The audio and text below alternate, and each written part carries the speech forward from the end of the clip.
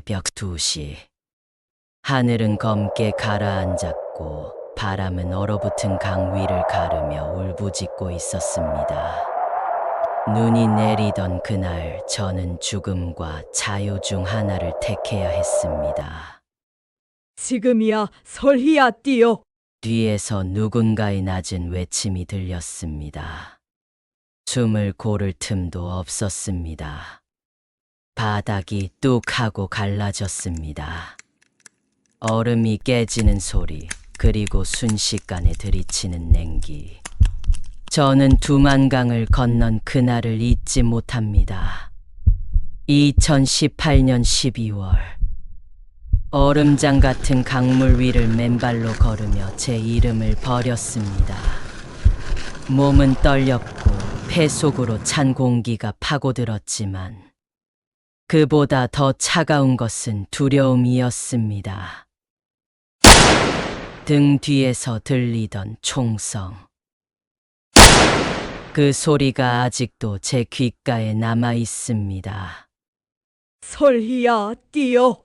누군가의 목소리가 강물 위로 사라졌습니다. 그날 저는 모든 것을 버렸습니다. 25의 세상을 떠난 딸의 무덤도, 30년을 함께한 집도, 그리고 제 이름 한설이라는 존재마저도.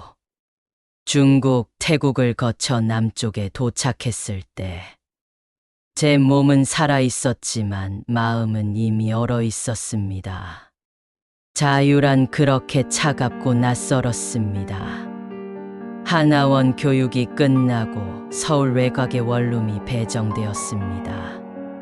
하루 세 끼를 해결할 만큼의 지원금. 하지만 저는 일해야만 했습니다. 북쪽 말투라 손님이 불편해하실 것 같아요. 식당 면접에서, 마트에서, 공장에서 들은 말이었습니다. 그렇게 거절 끝에 제가 잡은 일이 이 병원의 청소부였습니다. 그곳에 처음 들어섰을 때 소독약 냄새가 숨을 막았습니다. 의사들은 무표정했고 간호사들은 바빴습니다. 저는 눈을 마주치지 않으려 항상 고개를 숙였습니다. 이렇게 살다 조용히 죽겠구나. 그게 제 인생의 결론 같았습니다. 그런데 2021년 11월의 어느 새벽, 한 남자가 제 삶에 걸어 들어왔습니다. 그는 흰 가운을 입고 있었습니다. 눈가엔 피로가 묻었고 입술은 차가웠지만 눈빛만은 따뜻했습니다. 그가 제 앞에 멈춰 섰습니다. 그리고 말했습니다. 수고하십니다. 그 목소리, 그 따뜻한 한마디가 제 가슴속 얼음을 녹였습니다. 그날 이후 저는 매일 새벽마다 복도 끝을 바라보게 되었습니다. 그 사람이 지나갈까봐, 그가 다시 인사해줄까봐, 저는 다시 누군가를 기다리는 사람이 되었습니다. 58배 나이에 처음으로. 12월이 되자 날씨가 더욱 추워졌습니다. 새벽 공기는 뼛속까지 시렸고 병원 복도는 차가운 냉기로 가득했습니다. 저는 두꺼운 점퍼를 입고 일했지만 손끝은 항상 시렸습니다. 어느 날 새벽이었습니다. 저는 청소를 마치고 휴게실로 갔습니다. 따뜻한 물이라도 한 잔 마시려고요. 휴게실에는 자판기가 하나 있었습니다. 커피, 차, 주스를 파는 오래된 자판기였습니다. 저는 주머니에서 동전을 꺼냈습니다. 따뜻한 보리차 한 잔 500원. 동전을 넣고 버튼을 누르려는 순간이었습니다. 뒤에서 누군가 제 이름을 불렀습니다. 저는 깜짝 놀라 돌아봤습니다. 박진우 선생님이 서 있었습니다. 흰 가운 위에 낡은 카디건을 걸치고 손에는 차트를 들고 있었습니다. 그가 물었습니다. 청소가 끝났냐고. 저는 당황해서 대답했습니다. 네, 이제 끝났다고. 그가 말했습니다. 많이 춥겠다고, 요즘 날씨가 그렇다고. 그는 제 옆으로 다가와 자판기에 1,000원짜리 지폐를 넣었습니다. 버튼을 2번 눌렀습니다. 따뜻한 커피 2잔이 나왔습니다. 그가 커피 한 잔을 제게 건넸습니다. 저는 손을 내밀다가 멈칫했습니다. 괜찮다고 보리차를 마시려고 했다고 말했습니다. 하지만 그는 웃으며 말했습니다. 어차피 자기 것 뽑을 김에 하나 더 뽑은 거라고. 저는 조심스럽게 커피를 받았습니다. 따뜻한 캔이 차가운 제 손바닥을 감쌌습니다. 우리는 그렇게 자판기 앞에 서서 커피를 마셨습니다. 침묵이 흘렀습니다. 하지만 불편하지 않았습니다. 그가 먼저 말을 꺼냈습니다. 제가 여기서 일한 지 오래됐냐고, 힘들지 않냐고. 저는 대답했습니다. 2년 좀 넘었다고, 괜찮다고, 일이 있다는 게 감사한 일이라고. 그가 저를 바라봤습니다. 그 눈빛에는 무언가 다른 감정이 섞여 있었습니다. 그가 말했습니다. 제가 북쪽에서 왔다고 들었다고. 그 말에 저는 움찔했습니다. 저는 조용히 대답했습니다. 네, 그렇다고. 그가 말했습니다. 힘들었겠다고, 여기 적응하기. 저는 대답하지 않았습니다. 커피 캔을 쥔 손에 힘이 들어갔습니다. 그가 다시 조심스럽게 말했습니다. 혹시 불편한 말이었으면 죄송하다고. 저는 고개를 저었습니다. 그리고 말했습니다. 그냥 누군가 그 이야기를 꺼낼 때마다 조금 떨린다고. 그가 조용히 말했습니다. 이해한다고. 우리는 다시 침묵 속에 서 있었습니다. 하지만 이번 침묵은 이상하게도 편안했습니다. 커피를 다 마신 그가 말했습니다. 이제 들어가야겠다고, 회진 시간이라고. 저는 고맙다고 인사했습니다. 그가 미소 지으며 말했습니다. 다음에 또 보자고. 그리고 걸어갔습니다. 저는 그 자리에 서서 손에 든 빈 캔을 바라봤습니다. 아직도 약간의 온기가 남아 있었습니다. 그날 이후 저는 알았습니다. 제 마음 어딘가에 무언가가 자라고 있다는 것을요. 그 후로 우리는 가끔 마주쳤습니다. 새벽 복도에서, 휴게실에서, 때로는 병원 뒷문 앞에서. 그리고 매번 그는 저에게 인사했습니다. 커피를 건네기도 하고 날씨 이야기를 하기도 했습니다. 짧은 대화였지만 저에게는 하루 중 가장 밝은 시간이었습니다. 어느 날이었습니다. 저는 3층 병실 복도를 청소하고 있었습니다. 환자 한 분이 침대에서 일어나려다 비틀거렸습니다. 저는 재빨리 달려가 부축했습니다. 환자분이 괜찮냐고 물었고 할머니가 제 팔을 잡으며 고맙다고 했습니다. 그때였습니다. 복도 끝에서 박진우 선생님의 목소리가 들렸습니다. 제 이름을 부르며 달려오고 있었습니다. 그가 환자분 상태를 확인했습니다. 맥박을 재고 혈압을 체크했습니다. 그리고 말했습니다. 혈압이 낮으니 링거를 맞아야 한다고. 그는 저를 돌아보며 잠깐 도와달라고 했습니다. 저는 대답했습니다. 우리는 함께 할머니를 돌봤습니다. 그가 링거를 준비하는 동안 저는 할머니의 손을 잡았습니다. 그리고 그 순간이었습니다. 링거 바늘을 꽂으려던 그의 손이 실수로 제 손에 닿았습니다.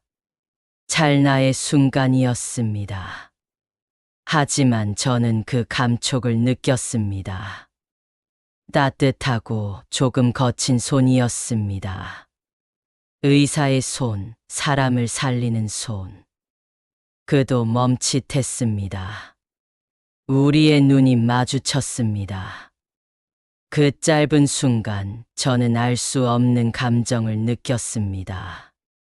가슴이 두근거렸고 숨이 가빠졌습니다. 그가 먼저 시선을 돌렸습니다. 그리고 계속 링거를 준비했습니다. 하지만 그의 손도 미세하게 떨리고 있었습니다. 할머니를 돌보고 저는 복도로 나왔습니다. 심장이 여전히 빠르게 뛰고 있었습니다. 그도 복도로 나왔습니다. 그가 말했습니다.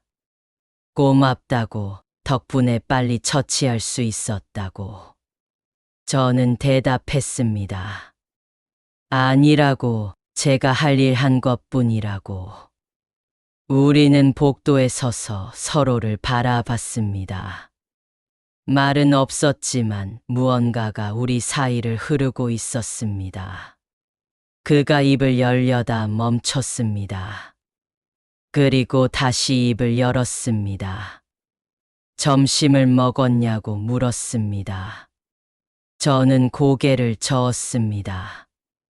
그도 안 먹었다고 했습니다. 그리고 물었습니다. 같이 먹지 않겠냐고. 그 질문에 저는 숨이 멎었습니다. 저는 잠시 망설였습니다. 58배 나이에 남자와 함께 밥을 먹는다는 것. 이상한 일이었습니다. 하지만 거절하고 싶지 않았습니다. 저는 조용히 대답했습니다. 좋다고. 그가 미소 지었습니다. 그 미소가 제 마음을 더욱 흔들었습니다. 우리는 구내 식당으로 갔습니다. 오후 1시가 조금 넘은 시간이라 식당은 한산했습니다. 우리는 구석 자리에 앉았습니다. 김치찌개와 밥. 평범한 식사였습니다. 하지만 저에게는 특별한 시간이었습니다. 그는 제게 이것저것 물었습니다. 어디서 사는지, 가족은 있는지, 취미는 무엇인지. 저는 조심스럽게 대답했습니다. 너무 많이 말하고 싶지 않았습니다. 제 과거를, 제 비밀을 들키고 싶지 않았습니다. 하지만 그는 끝까지 묻지 않았습니다. 제가 말하고 싶지 않은 부분은 그냥 넘어갔습니다.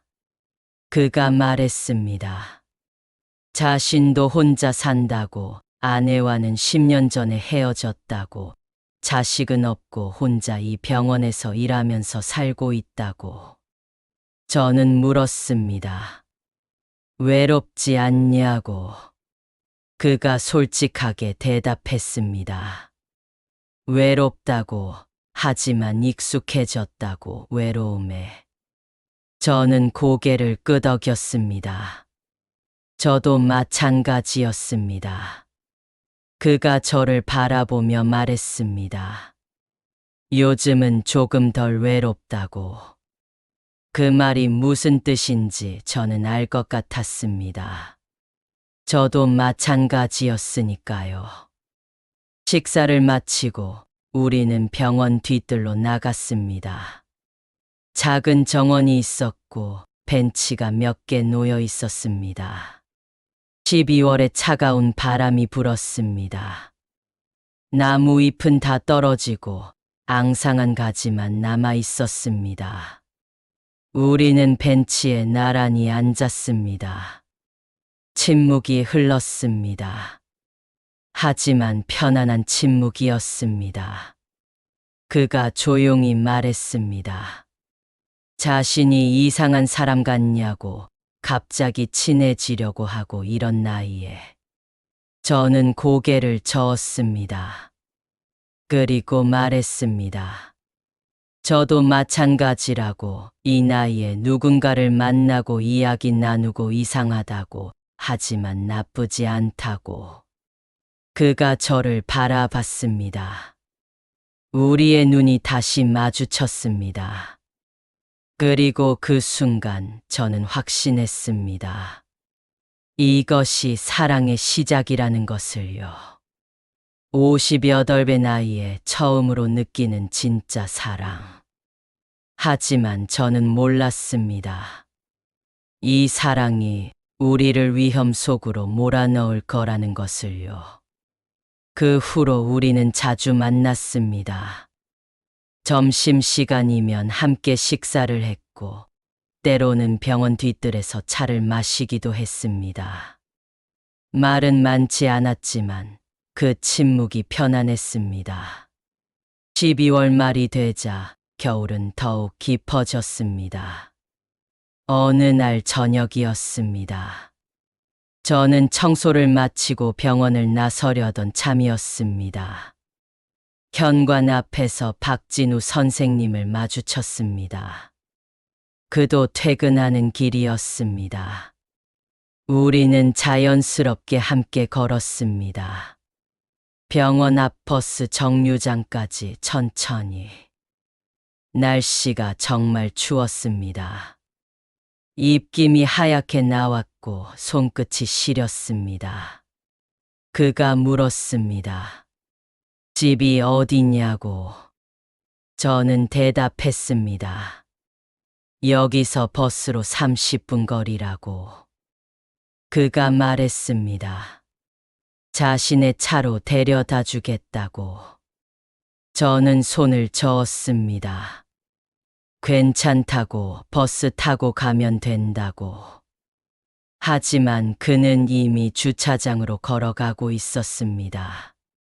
결국 저는 그의 차에 탔습니다. 낡은 소형차였습니다. 기터를 틀자 따뜻한 바람이 나왔습니다. 차 안에서 우리는 말없이 앉아 있었습니다. 라디오에서는 크리스마스 캐럴이 흘러나왔습니다. 그가 조용히 물었습니다. 크리스마스를 어떻게 보내느냐고. 저는 대답했습니다. 혼자 보낸다고, 특별히 할 일도 없다고. 그가 잠시 망설이더니 말했습니다. 자신도 혼자라고, 만약 괜찮다면 함께 저녁을 먹자고. 제 심장이 뛰었습니다. 저는 조용히 대답했습니다.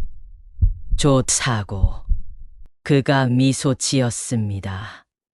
그 미소를 보는 순간 저는 행복했습니다. 집 앞에 도착했을 때 저는 차에서 내렸습니다. 그리고 돌아서서 고맙다는 인사를 했습니다. 그가 창문을 내리고 말했습니다. 조심히 들어가라고, 내일 보자고. 저는 고개를 끄덕이고 계단을 올라갔습니다. 그런데 현관문을 열려는 순간 이상한 느낌이 들었습니다. 문이 살짝 열려 있었습니다. 저는 분명히 문을 잠그고 나왔습니다. 항상 2번, 3번 확인하는 습관이 있었습니다. 가슴이 철렁했습니다. 저는 조심스럽게 문을 밀었습니다. 방 안이 어두웠습니다.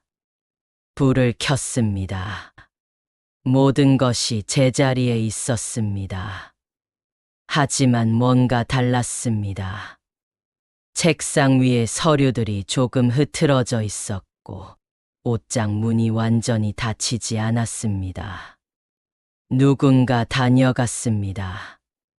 제 손이 떨렸습니다. 저는 방 안을 살폈습니다. 아무것도 없어진 것은 없었습니다.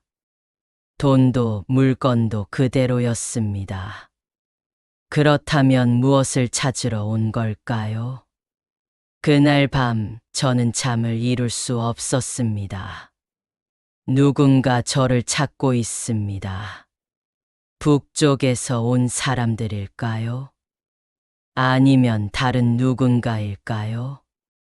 제가 알고 있는 비밀 때문일까요? 다음 날 저는 병원에 갔습니다.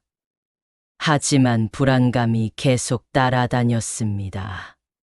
복도를 걷다가 계단을 오르다가 누군가 저를 지켜보는 것 같았습니다. 박진우 선생님을 만났을 때 그가 제 얼굴을 보고 놀랐습니다. 얼굴이 안 좋아 보인다고 무슨 일 있냐고 물었습니다. 저는 고개를 저었습니다. 아니라고, 그냥 잠을 못 잤다고. 하지만 그는 계속 걱정스러운 눈빛으로 저를 바라봤습니다. 그날 오후 저는 병원 행정실에 들렀습니다. 서류를 전달하러 갔다가 우연히 게시판을 봤습니다. 거기에 사진이 붙어 있었습니다. 탈북민 지원 자선 바자회 포스터였습니다. 그리고 그 사진 속에 한 여자가 있었습니다. 저는 그 여자를 알고 있었습니다. 저를 남쪽으로 안내해 준 지원단체 직원이었습니다. 3년 전 태국에서 만났던 그 여자. 그리고 포스터 아래에 작은 글씨가 있었습니다. 구 박수진 선생을 기리며 돌아가셨다는 뜻이었습니다. 저는 그 이름을 천천히 읽었습니다. 박수진. 그리고 그 순간 깨달았습니다. 박진우 선생님이 말했던 전처의 이름도 수진이었습니다. 10년 전에 헤어졌다고 했습니다. 설마. 저는 행정실 직원에게 조심스럽게 물었습니다. 이분이 누구냐고. 직원이 대답했습니다. 박진우 선생님의 전 부인이라고. 탈북민 지원 활동을 하시다가 3년 전에 돌아가셨다고. 정말 좋은 분이셨다고. 제 머릿속이 하얗게 변했습니다. 3년 전. 제가 남쪽으로 온 그 시기였습니다. 저를 도와준 그 여자가 박진우 선생님의 전처였습니다. 저는 비틀거리며 복도로 나왔습니다. 벽에 기대어 숨을 골랐습니다. 왜 말하지 않으셨을까요? 아니, 혹시 알고 계셨을까요?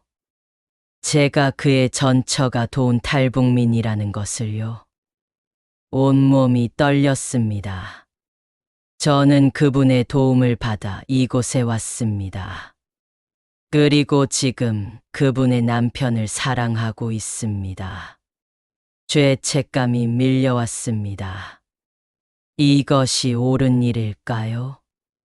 그날 밤 저는 박진우 선생님의 연락을 피했습니다. 문자가 왔지만 읽지 않았습니다. 전화가 왔지만 받지 않았습니다. 크리스마스 약속도 취소하고 싶었습니다.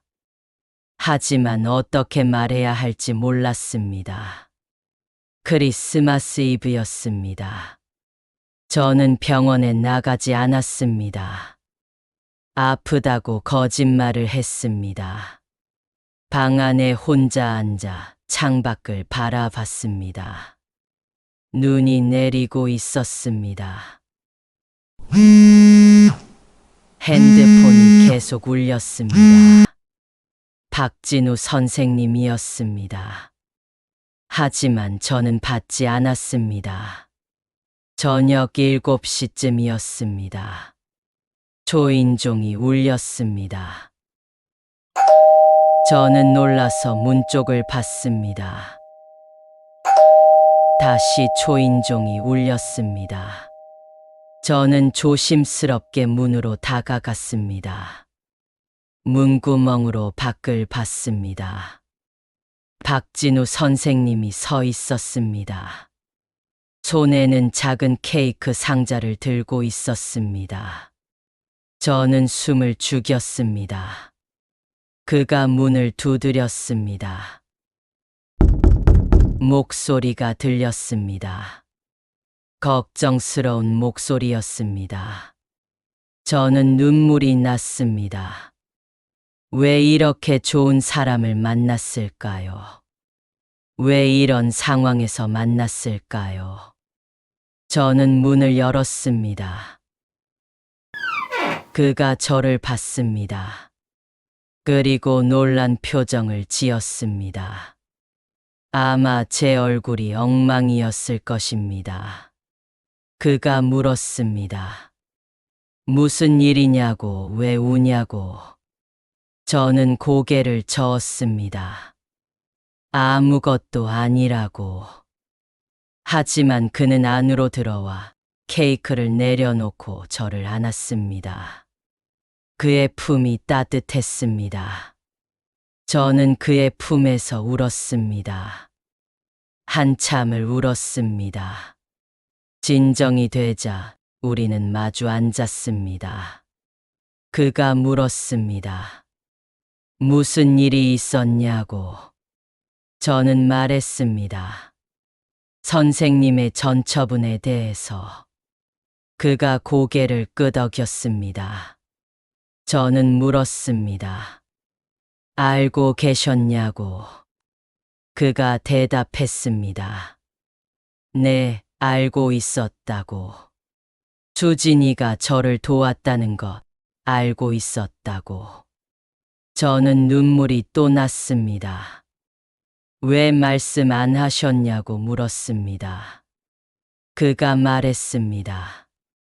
중요하지 않았다고. 수진이가 도운 사람이든 아니든 저는 저라고. 저는 고개를 저었습니다. 중요하다고. 저는 그분의 도움을 받은 사람이라고. 그런데 지금 그가 제 말을 끊었습니다. 지금 자신을 좋아하냐고. 저는 고개를 숙였습니다. 그가 제 손을 잡았습니다. 그리고 말했습니다. 수진이는 많은 사람을 도왔다고. 그게 그 사람의 삶이었고 선택이었다고. 그리고 그 사람은 자신보다 먼저 세상을 떠났다고. 그의 목소리가 떨렸습니다. 자신은 오랫동안 혼자였다고, 외로웠고 공허했다고, 그런데 저를 만났다고, 그리고 다시 살아있다는 느낌을 받았다고. 그가 저를 바라봤습니다. 죄책감 가질 필요 없다고, 수진이도 원하지 않을 거라고. 저는 그의 눈을 봤습니다. 진심이 담긴 눈빛이었습니다. 그날 밤 우리는 함께 케이크를 먹었습니다. 작은 촛불을 켜고 조용히 크리스마스를 보냈습니다.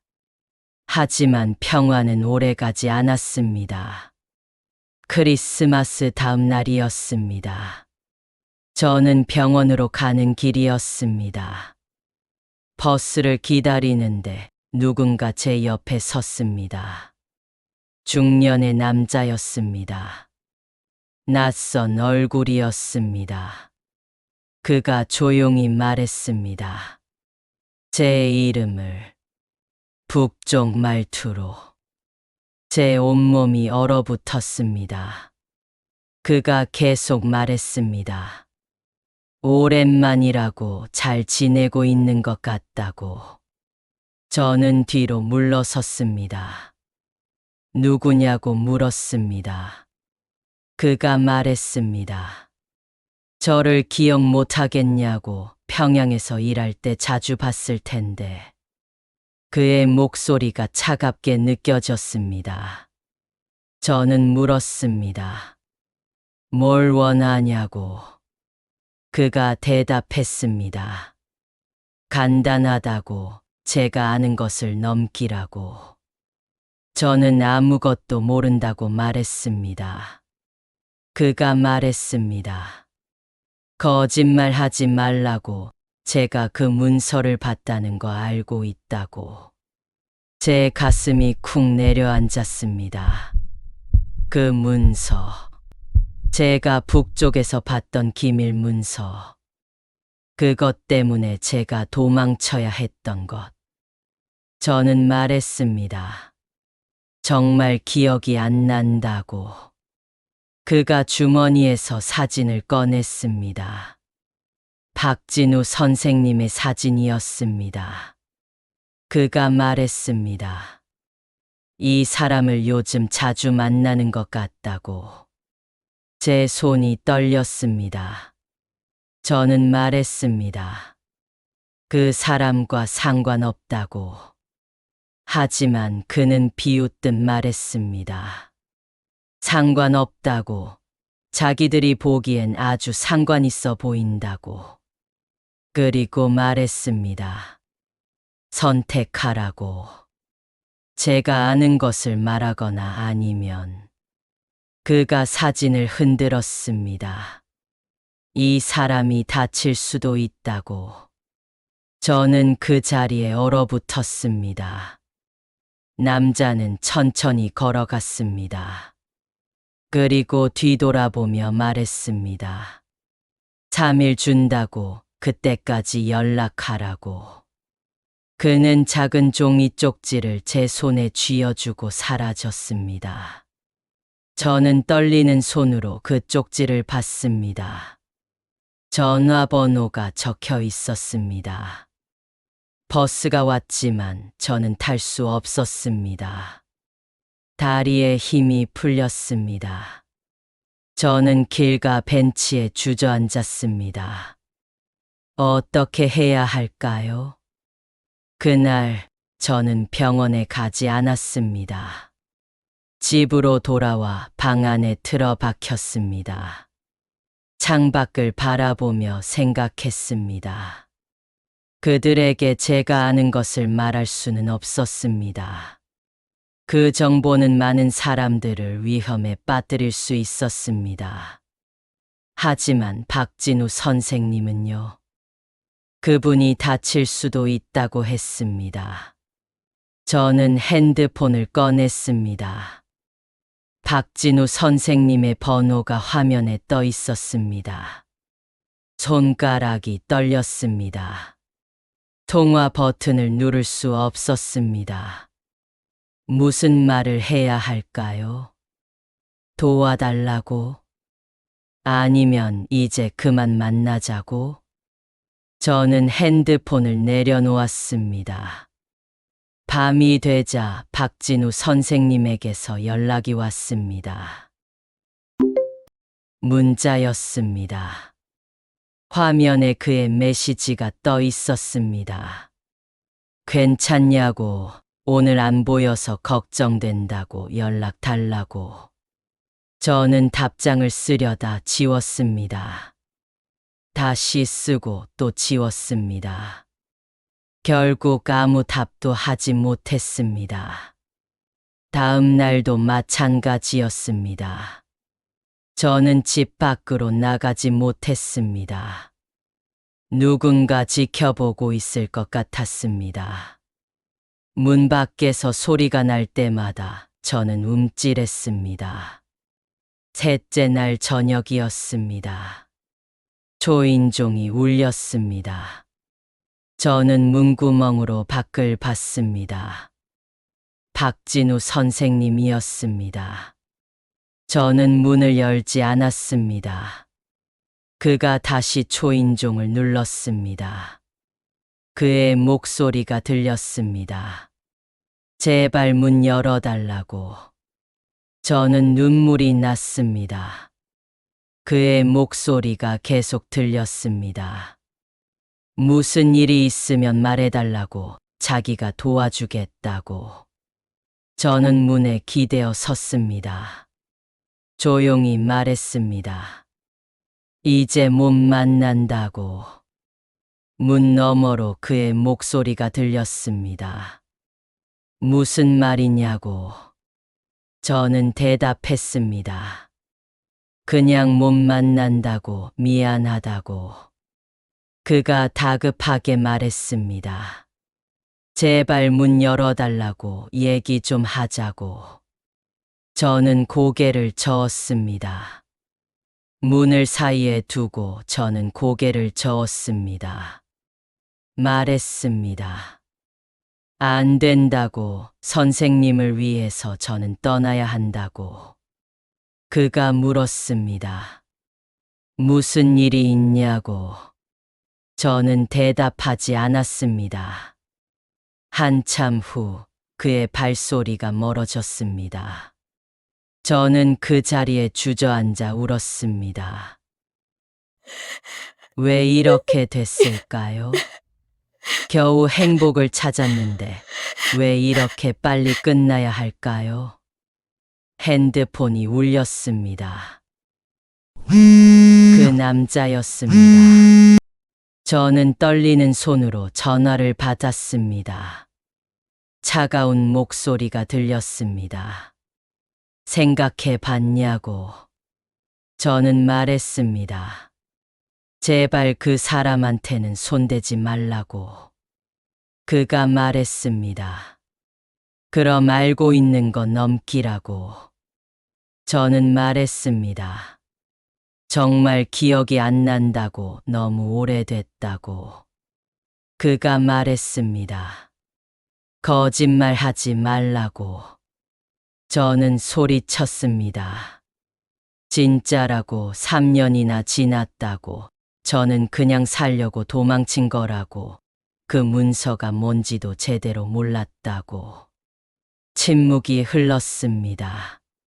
그가 말했습니다. 좋다고. 그럼 다른 방법이 있다고. 저는 물었습니다. 뭐냐고. 그가 말했습니다. 그 의사 곁에 있으라고. 저는 숨이 멎었습니다. 그가 계속 말했습니다. 그 사람에 대한 정보를 달라고. 어디 가는지, 누구 만나는지, 뭐 하는지. 제 심장이 멎었습니다. 저는 물었습니다. 왜냐고. 그 사람은 아무 상관없는 사람이라고. 그가 말했습니다. 자기들이 판단할 일이라고. 저는 그냥 시키는 대로 하라고. 저는 말했습니다. 싫다고. 그가 물었습니다. 그럼 그 사람 다치는 거 감수하겠냐고. 저는 대답할 수 없었습니다. 그가 말했습니다. 일주일 준다고. 그때까지 연락하라고. 전화가 끊겼습니다. 저는 핸드폰을 떨어뜨렸습니다. 무엇을 해야 할까요? 박진우 선생님을 지키려면 제가 그분을 감시해야 합니다. 하지만 그것은 배신입니다. 떠나야 할까요? 아니면. 저는 창밖을 바라봤습니다. 눈이 또 내리고 있었습니다. 하얗게, 조용히.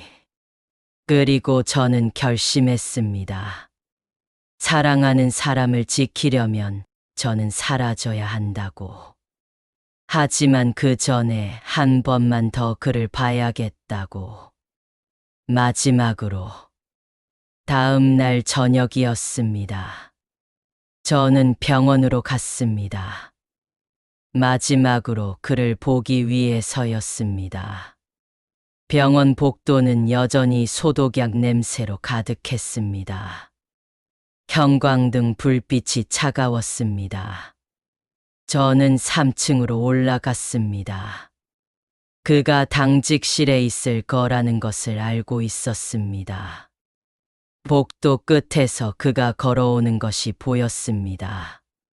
저를 보는 순간 그의 발걸음이 빨라졌습니다. 그가 제 앞에 섰습니다. 얼굴에는 안도와 걱정이 섞여 있었습니다. 말했습니다. 어디 갔었냐고, 연락이 안 돼서 정말 걱정했다고. 저는 그의 얼굴을 바라봤습니다. 58년을 살면서 누군가 저를 이렇게 걱정해 준 적이 있었나요? 그가 물었습니다. 무슨 일이 있었냐고. 저는 대답하지 않았습니다. 대신 말했습니다. 옥상에 가고 싶다고. 그가 고개를 끄덕였습니다. 우리는 함께 옥상으로 올라갔습니다. 12월 말에 차가운 바람이 불었습니다. 도시의 불빛들이 아래로 보였습니다. 우리는 난간에 기대어 섰습니다. 침묵이 흘렀습니다. 그가 먼저 말했습니다. 무슨 일인지 말해달라고, 자기가 도와주겠다고. 저는 고개를 저었습니다. 말했습니다. 도와줄 수 없는 일이라고, 이건 제 문제라고. 그가 말했습니다. 자신과 관련된 일이면 자기 문제이기도 하다고. 저는 눈물이 났습니다. 왜 이렇게 좋은 사람일까요? 저는 천천히 말하기 시작했습니다. 제가 북쪽에서 왔다는 것, 그가 이미 알고 있었습니다. 하지만 왜 도망쳐야 했는지는 말하지 않았었습니다. 저는 말했습니다. 북쪽에서 일할 때 우연히 기밀 문서를 봤다고. 그 문서에는 남쪽에 있는 사람들의 정보가 담겨 있었다고. 누군가를 감시하고 추적하는 내용이었다고. 그리고 그것 때문에 저는 위험한 사람이 됐다고. 도망칠 수밖에 없었다고. 그가 조용히 듣고 있었습니다. 저는 계속 말했습니다. 누군가 저를 찾고 있다고. 그들이 선생님의 사진을 보여줬다고. 선택하라고 했다고. 정보를 넘기거나 아니면 선생님 곁에서 선생님을 감시하라고. 그렇지 않으면 선생님이 다칠 수도 있다고.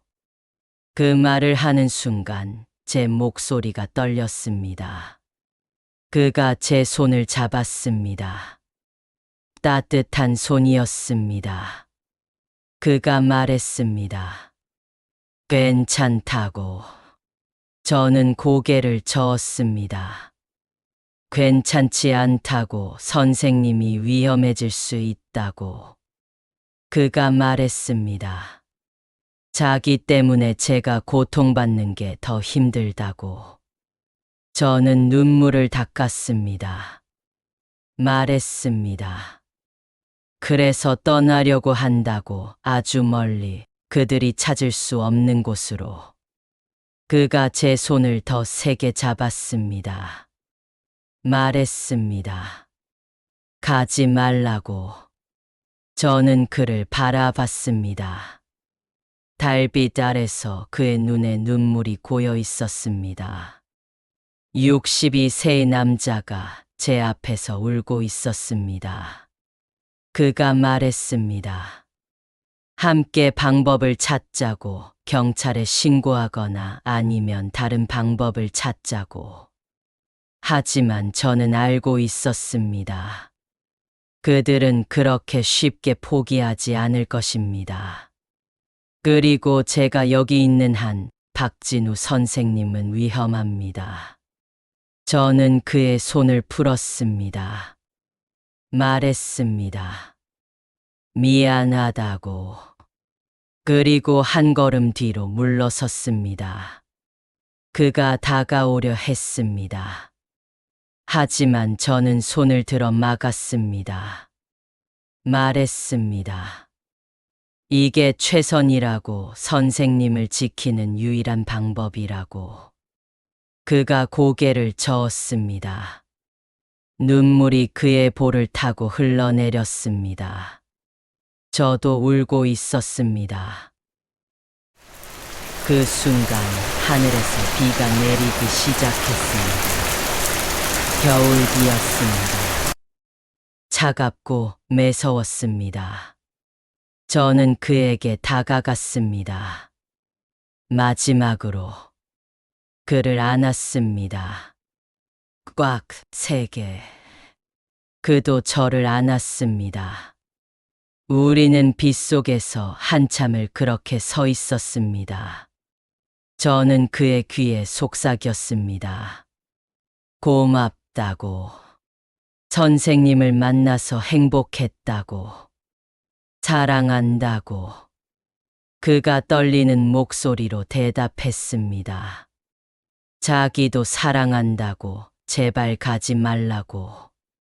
하지만 저는 그를 놓았습니다. 한 걸음 또 한 걸음 뒤로 물러섰습니다. 그가 손을 뻗었습니다. 하지만 저는 계단 쪽으로 돌아섰습니다. 뒤돌아보지 않았습니다. 뒤돌아보면 절대 떠날 수 없을 것 같았습니다. 저는 계단을 내려갔습니다. 눈물이 계속 흘러내렸지만 멈추지 않았습니다. 병원을 나와 빗속을 걸었습니다. 어디로 가야 할지 몰랐습니다. 하지만 여기를 떠나야 한다는 것만은 확실했습니다. 그날 밤 저는 짐을 쌌습니다. 많지 않았습니다. 옷 몇 벌, 필요한 서류들, 그리고 작은 사진 하나. 박진우 선생님과 찍은 유일한 사진이었습니다. 병원 뒤뜰에서 어느 날 오후. 저는 그 사진을 한참 바라봤습니다. 그리고 가방에 넣었습니다.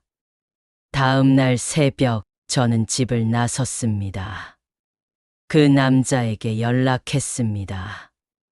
떠난다고, 더 이상 귀찮게 하지 말라고. 그가 물었습니다. 어디로 가느냐고. 저는 대답하지 않았습니다. 전화를 끊고 심카드를 버렸습니다. 버스 터미널로 갔습니다. 어디든 멀리 가는 버스를 탔습니다. 창밖으로 풍경이 지나갔습니다. 서울을, 제가 3년 동안 살았던 도시를 떠나고 있었습니다. 그리고 그곳에 그를 남겨두고 있었습니다. 3년이 흘렀습니다. 저는 남쪽 끝 작은 섬마을에서 살았습니다. 다시 청소 일을 했습니다.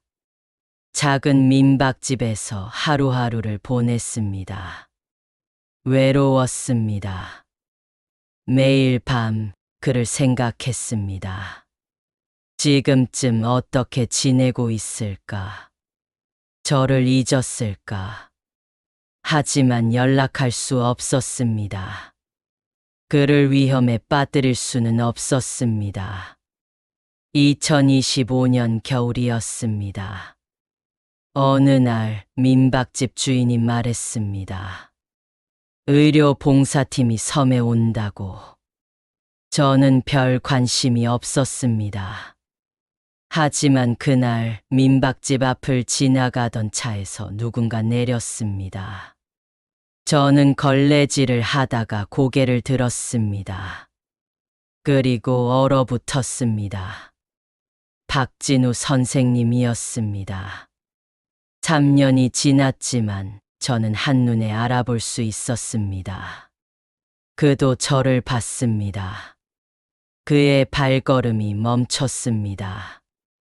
우리는 그렇게 몇 미터 떨어진 채 서로를 바라봤습니다. 3년. 1095일.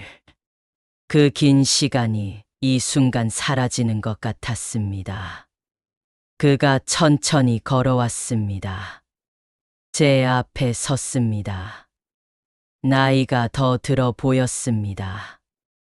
머리카락에 흰 머리가 더 많아졌고 얼굴에 주름이 깊어졌습니다. 하지만 그 눈빛만큼은 여전히 따뜻했습니다. 그가 조용히 말했습니다. 찾았습니다. 저는 눈물이 났습니다. 왜 여기까지? 그가 말했습니다. 3년 동안 저를 찾았다고, 전국을 돌아다니며 의료 봉사를 하면서 찾았다고, 언젠가 만날 수 있을 거라고 믿었다고. 저는 고개를 저었습니다. 말했습니다. 위험하다고, 저 때문에 선생님이 다칠 수 있다고. 그가 말했습니다. 그 사람들은 더 이상 저를 찾지 않는다고. 저는 놀라서 그를 봤습니다. 그가 설명했습니다. 3년 전 제가 떠난 후 그가 경찰에 신고했다고. 국정원과도 연락했다고. 그들이 조사를 시작했고 북쪽 요원들은 체포됐다고. 저는 더 이상 위험하지 않다고. 그러니까 이제 괜찮아요. 그가 말했습니다. 저는 주저앉았습니다. 3년 동안 짊어지고 있던 무게가 순간 사라졌습니다. 그가 저를 부축했습니다. 우리는 바닷가로 걸어갔습니다. 파도 소리가 들렸습니다. 우리는 모래사장에 앉았습니다. 그가 주머니에서 무언가를 꺼냈습니다. 작은 손수건이었습니다. 낡고 빛바랜 손수건. 그가 말했습니다. 제가 옥상에서 떠날 때 떨어뜨린 거라고. 저는 그 손수건을 받았습니다. 그 안에 제 글씨가 있었습니다. 내 조국은 당신이었습니다. 제가 그날 밤 마지막으로 쓴 글이었습니다. 그가 말했습니다. 이 글을 읽고 알았다고. 제가 어디론가 떠났지만 마음은 자기 곁에 있다는 것을. 그래서 절대 포기하지 않았다고. 저는 그의 손을 잡았습니다. 미안해요. 정말 미안해요. 그가 고개를 저었습니다. 이제 괜찮아요. 우리 이제 괜찮아요. 파도가 밀려왔다가 다시 빠져나갔습니다. 우리는 한참을 그렇게 앉아 있었습니다. 그가 물었습니다. 이제 어떻게 할 거냐고. 저는 대답했습니다. 모르겠다고. 하지만 이제는 혼자가 아니라는 게 좋다고. 그가 미소 지었습니다. 같이 가요, 서울로. 저는 그를 봤습니다. 정말 괜찮을까요? 괜찮아요. 우리 다시 시작해요. 저는 고개를 끄덕였습니다. 봄이었습니다. 저는 다시 서울로 돌아왔습니다. 박진우 선생님과 함께. 우리는 작은 결혼식을 올렸습니다. 병원 직원 몇 명, 그리고 제가 하나원에서 만난 친구 둘. 소박했지만 따뜻한 결혼식이었습니다. 저는 61살이었고 그는 65살이었습니다. 늦은 나이였지만 늦지 않았습니다. 우리는 작은 아파트에서 살기 시작했습니다. 그는 여전히 병원에서 일했고, 저는 작은 식당에서 일했습니다. 평범한 일상이었지만 저에게는 기적 같았습니다. 매일 아침 그와 함께 식탁에 앉았습니다. 매일 저녁 함께 뉴스를 보며 차를 마셨습니다. 매일 밤 그의 품에서 잠들었습니다. 어느 날 저녁이었습니다. 우리는 한강변을 걷고 있었습니다. 봄바람이 불었고 벚꽃이 흩날렸습니다. 그가 제 손을 잡고 말했습니다. 행복해요? 저는 고개를 끄덕였습니다. 네, 정말로. 저도요. 우리는 걸었습니다. 천천히 서두르지 않고. 저는 생각했습니다. 58년을 살면서 저는 많은 것을 잃었습니다. 고향을, 가족을, 이름을. 하지만 이 남쪽 땅에서 저는 새로운 것을 얻었습니다. 사랑을, 그리고 집을. 박진우라는 이름의 집을. 지금도 가끔 생각합니다. 만약 그날 병원 복도에서 그를 만나지 않았다면 어땠을까? 만약 그가 저에게 인사하지 않았다면, 만약 제가 용기를 내서 마음을 열지 않았다면, 아마 저는 여전히 혼자였을 것입니다. 투명 인간처럼 아무도 모르게 살았을 것입니다. 하지만 저는 그를 만났습니다. 그리고 처음으로 알았습니다. 사랑은 나이와 상관없다는 것을.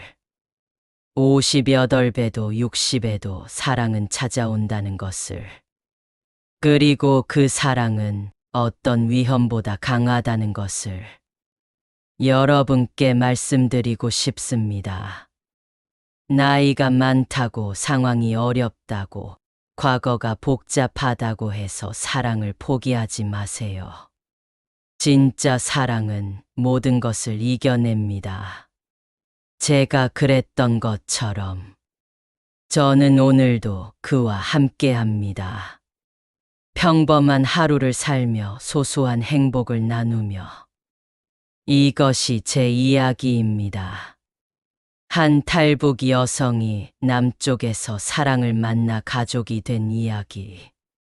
그리고 위험 속에서도 사랑으로 살아남은 이야기. 감사합니다. 이 세상엔 수많은 만남이 있지만 진짜 인연은 끝까지 서로를 지켜보는 사람입니다. 사랑은 젊을 때만 오는 게 아닙니다. 시간이 흘러도 상처가 깊어도 누군가를 진심으로 아끼는 마음은 여전히 아름답습니다. 한설이와 박진호의 이야기는 우리에게 말합니다. 사랑은 기다림이고 용서이며 때로는 자신을 희생하면서도 지켜내는 선택이라는 것을요. 혹시 지금 누군가를 잃은 듯한 공허함 속에 계신가요? 포기하지 마세요. 당신의 인생에도 다시 봄이 찾아올 겁니다. 그리고 그 봄은 언제나 사랑의 이름으로 옵니다. 이 영상이 마음에 닿았다면 좋아요와 구독으로 함께 해주세요. 당신의 한 번의 클릭이 또 다른 이야기를 피어나게 합니다. 감사합니다.